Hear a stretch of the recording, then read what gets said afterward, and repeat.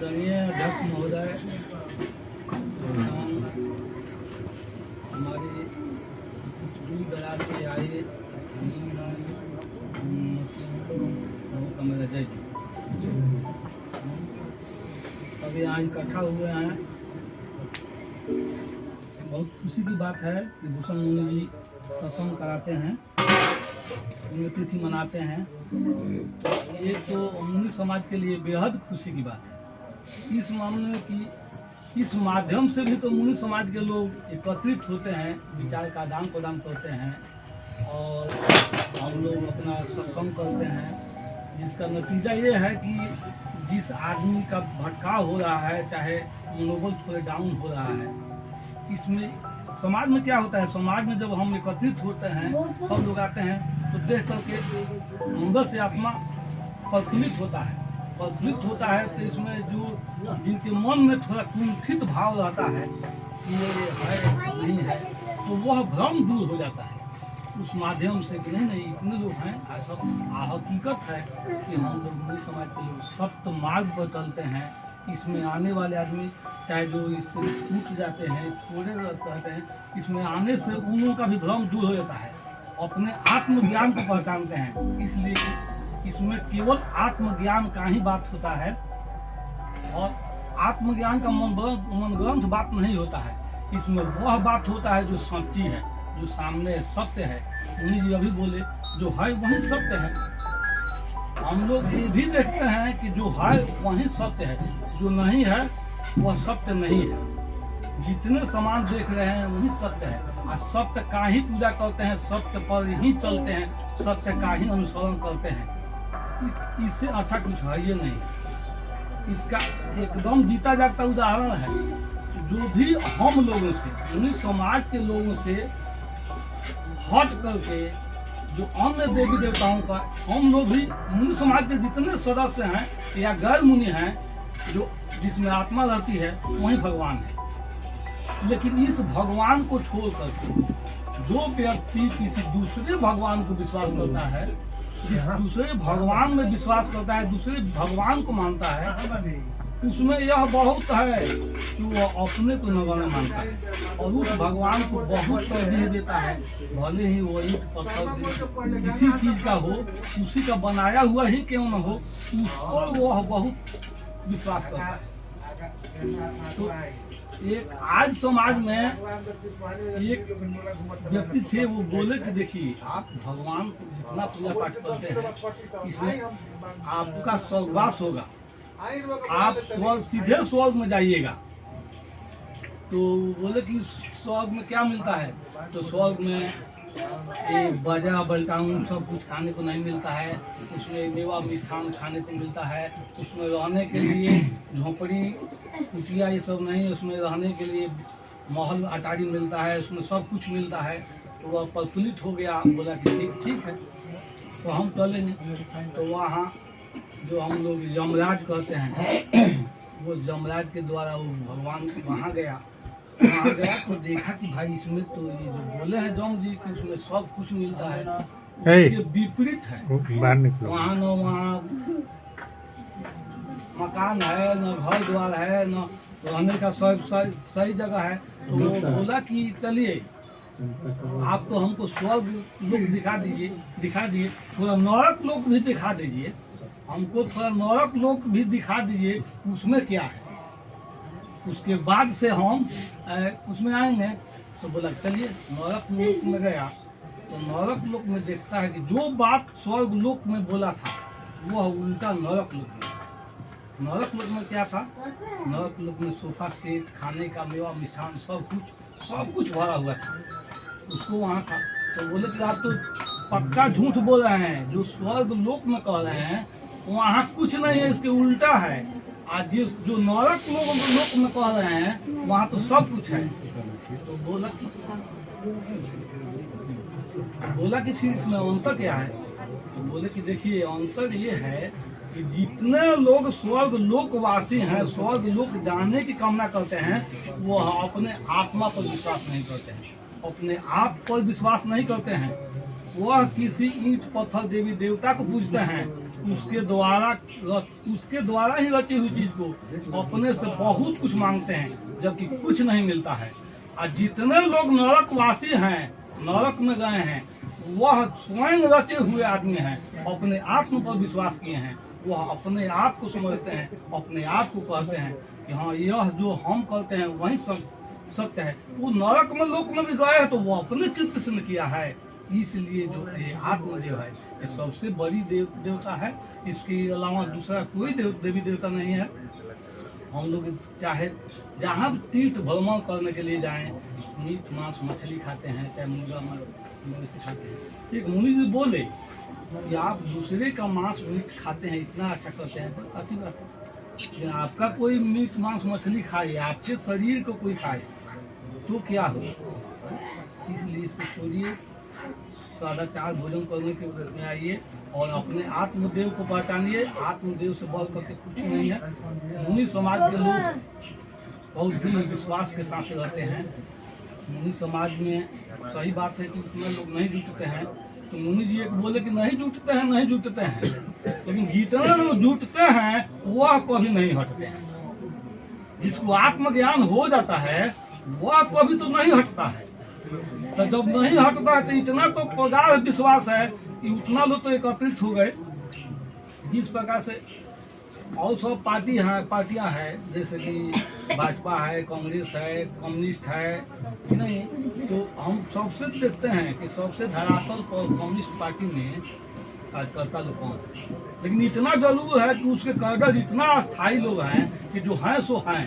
और आज कांग्रेस में देखिए, भाजपा में देखिए कि लाखों लोग आते हैं, आज इतना संख्या से लोग विजयी हो जाते हैं। और फिर क्या बात है कि उनका जमानत भी नहीं बच पाता है, दूसरे पार्टी की जीत हो जाती है, उसका स्थायी नहीं है। लेकिन कम्युनिस्ट पार्टी है कि जीत होता है या नहीं होता है, जितने कैडर लोग हैं उतना तो फिक्स है। उसी प्रकार से मुनि समाज के लोग हैं, जितना लोग हैं जो अच्छे तरीका से जान गए हैं, वो जगने वाले तो नहीं हैं। तो क्या होगा, इसमें कुछ लोग तो बढ़ेंगे नहीं, कुछ लोगों का प्रभाव पड़ेगा ही ना। तो उतना तो अधिक हैं जो भी लोग आएंगे, यदि इसके विचार को जानते हैं, वो खाते हैं तो जुटेंगे। ये पक्की बात है, इसमें से हटने वाले नहीं है। जो यदि कोई हटता है, इसका मतलब मुनि समाज का सच्चा ज्ञान उसको नहीं मिला है। समाज के द्वारा हो, चाहे वैसे हो, किताब के द्वारा हो, चाहे कैसे भी हो, चाहे उसको साधन सही ढंग से नहीं आया है। यदि साधन भी आदमी करता है, साधन सही ढंग से करता है तो आदमी निरोग हो जाएगा। जब निरोग हो जाएगा तो सभी दुखों का दुख दूर हो जाएगा, तो वह कभी अधिक नहीं होगा। आज सब साधन नहीं करता है तो सत्संग करने से, फजी करने से प्रभाव बहुत कम पड़ेगा। इसका नतीजा है कि वो होता है।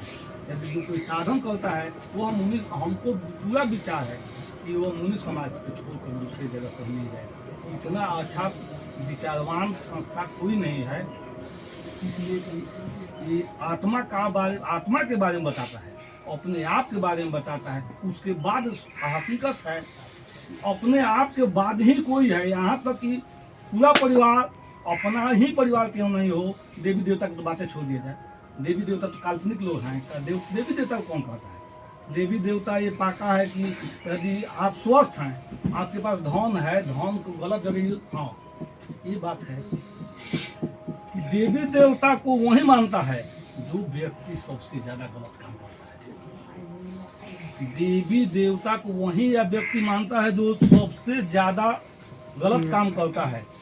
वह गलत काम को छुपाने के लिए कि हमारा या पाप कटाने के लिए वह देवी देवता को मानता है, देवी देवता के आड़ में गलत काम करता है। लेकिन जो मुनि समाज के लोग हैं अपने देवता को मानते हैं, वो कतई गलती नहीं करते हैं। यदि कतई गलती करते ही नहीं है, गलती हो भी गया तो उसकी तुरंत एक्सेप्ट करते हैं, उसको तुरंत एक्सेप्ट करते हैं कि मुझसे गलती हो गया। वहाँ से उसका रास्ता फिर उसी जगह पर चलने लगता है कि अपने को सुधार लेते हैं, हमसे अब गलती नहीं होगा, हम गलती नहीं करेंगे। आज देवी देवता मानने वाले लोग कहते हैं क्या बात है, आज इतना गलती कर लिए तो क्या है, चलिए ना हम चाहे बाबा धाम चाहे फलाने जगह चल कर जलार्पण कर दिया जाए, उससे पाप कर जाएगा। अरे पाप क्या कर जाएगा, पाप करता है, पाप कतई नहीं करता है। तो पाप भ्रम को दूर करे, वो भ्रम दूर करने के बदला में तुम दूसरे को भी गड्ढा में डाल रहे हो। ऐसा कतई नहीं करना चाहिए। आपको विश्वास करना चाहिए। हम लोगों का शरीर, ये जो शरीर है, तो इस पर इसीलिए पैर से लेकर के आसर तक मुनि जी बताए हैं। मुनि जी का साधन ऐसा कोई भी साधन में कोई भी जगह नहीं है जहाँ अछूता रह गया है। इस अंगूठा से लेकर के आसर तक बताए हैं। आज चक्र क्रिया हम करें, चक्र भेदों की क्रिया करें, तो इसमें कुछ भी कहीं त्रुटि आने का सवाल ही पैदा नहीं है। एक मुनि जी बताए हैं, प्रत्येक व्यक्ति का शरीर अपने हाथ से कितने हाथ का बना है? 3.5 हाथ। और हम लोग कहते हैं कि 84 लाख जोनी में भ्रमण करते हैं। तो 84 लाख जोनी में कौन भ्रमण करता है? 84 लाख नहीं है, 84 लाख है। लाख मन परखना। ये जो 84 लाख का जो ये शरीर है, सो 84 लाख का है। हाँ, 84 लाख का है। तो इसमें भ्रमण करने के लिए गए हैं कि प्रत्येक दिन भ्रमण कीजिए। इसमें जो पैर से लेकर के सर तक, इसमें भ्रमण प्रत्येक दिन कीजिए।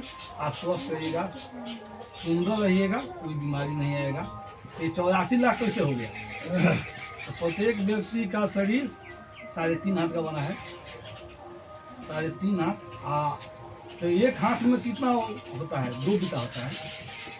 एक हाथ में 2 बीता।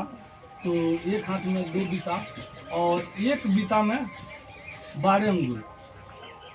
तो एक बीता में 12 अंगुल और एक बीता में 2 हाथ, एक हाथ में 2 बीता। तो ये कितना हो गया? एक हाथ बराबर 84 अंगुल हो गया। ये प्रत्येक व्यक्ति का शरीर अपने अंगुल से 84 अंगुल का होता है। तो इसमें मुनि जी बोले हैं कि इसमें भ्रमण कीजिए। जो देवी देवता के पास जाते हैं उसको ना जाकर आप इसमें प्रत्येक दिन भ्रमण कीजिए। इसमें सुधार होगा। कहीं त्रुटि होता है उस पर गहन चिंता कीजिए, उस पर गहन देखिए, जिसका नतीजा होगा कि आप स्वच्छ रहिएगा, निष्पक्ष रहिएगा।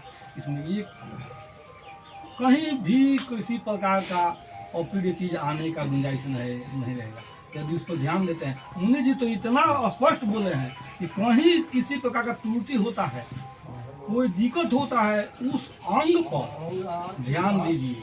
ध्यान दे करके उसके बाद से आप गहन चिंता कीजिए ये कैसे होगा, आज क्या या भावना वहाँ कीजिए, वो दुख दूर हो जाएगा।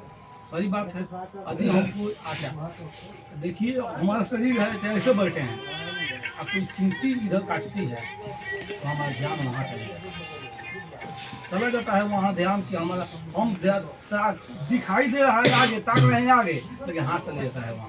हाँ, तो मतलब सेंसिटिव है, इस पर ध्यान है। इस पर ध्यान देंगे तो कोई बीमारी नहीं आएगा। बोलो। समाज के लोग जितने हैं वो अपने में तैयार हैं। हाँ, और ये मुनि समाज की गोष्ठी हम लोग जो लगाते हैं, इस पर हम लोग को बेहद विचार करना है, इसको आगे बढ़ाना है।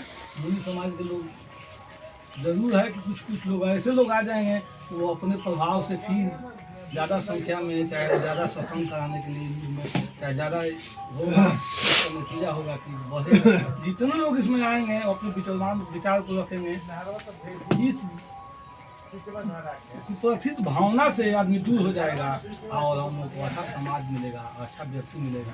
इतना ही गुलाम देते हैं। जय